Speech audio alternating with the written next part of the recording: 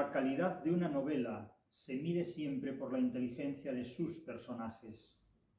El trabajo es el mayor autoengaño que el ser humano está obligado a ejercer y a soportar. La Regenta, de Leopoldo Alas, Clarín, es un manual para dejar de ser cura. Las teorías literarias posmodernas se desarrollan en la medida en que la literatura desaparece. Las ciencias se desarrollan por caminos que los intelectuales no transitan. No sabe de filosofía quien no sabe de literatura, y no sabe de literatura quien no sabe de filosofía. Pero es que quien no sabe de ciencia no sabe ni de filosofía ni de literatura. La literatura no es fiel a ninguna realidad. La cultura está al servicio de la política, no de la libertad. La genialidad artística o literaria que no se explica normativamente, que no se justifica normativamente, es un fraude. La política es la organización del poder, es decir, la administración de la libertad.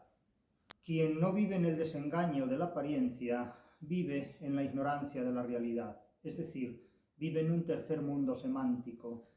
La literatura es el talón de Aquiles de los filósofos. Al poder solo se le puede seducir, vencer o burlar. Las ideologías eclipsan la literatura y desde luego impiden ver la realidad tal como es. Nietzsche redujo la filosofía a un refranero. Trabajo es aquello que se hace solo por dinero. La envidia es la forma más siniestra de admiración. La literatura no es un libro de autoayuda, como propone la cultura anglosajona, sino más bien una poética del desengaño, o si lo prefieren, una teoría del desengaño, como propone la tradición literaria hispano-grecolatina. La ciencia nunca puede ser signo de algo irreal. La ciencia literaria, es decir, la teoría de la literatura, tampoco. El sexo solo engaña cuando va acompañado del amor o del dinero.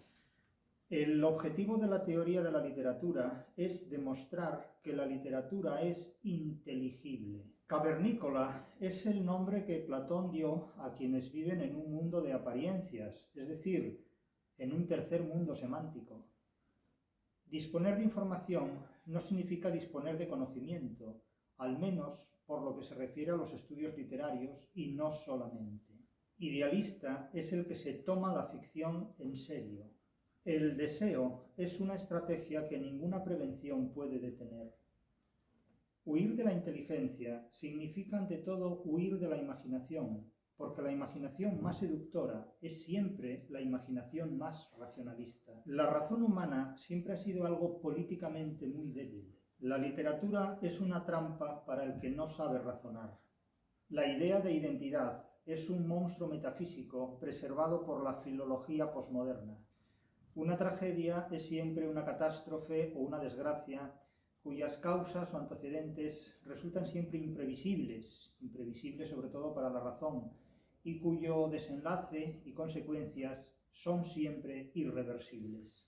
Los sueños de los idealistas solo y siempre producen insomnio. Los problemas reales no admiten soluciones literarias, ni tampoco filosóficas. Cuando la historia entra en la literatura, deja de ser historia, porque naufraga en la ficción. De hecho, se convierte en ficción.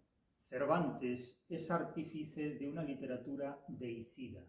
En su obra literaria, todos los dioses están muertos, mucho antes que Nietzsche. El narrador del Quijote es el mayor cínico y fingidor de la literatura universal. En el Quijote de Cervantes está el genoma de la literatura universal. ¿Saben qué es la cultura?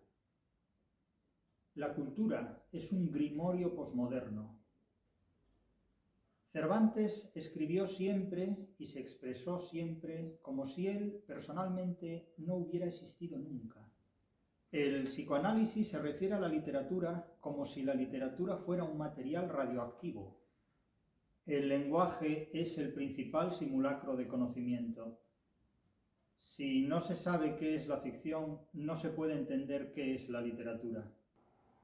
La experiencia es lo más sensible de la vida menos inteligible. No hay arte y no puede haber arte allí donde los artistas son unos ignorantes. Los contemporáneos solo leen aquello que más envidian. No hay nada más irritante para una persona servil que la libertad de sus contemporáneos. Lo que no existe en la literatura no existe en la realidad. El idealismo alemán es el arca de Noé, desde la que se trató de preservar para la edad contemporánea el ilusionismo metafísico y religioso del mundo antiguo. El racionalismo de la literatura exige mucho más que el racionalismo de la filosofía y exige muchísimo más que el racionalismo de la matemática. Si hoy viviera Cervantes, el premio que lleva su nombre probablemente se lo entregarían a Alonso Fernández de Avellaneda. Si algo nos enseña el Quijote es que toda forma de idealismo conduce siempre al fracaso.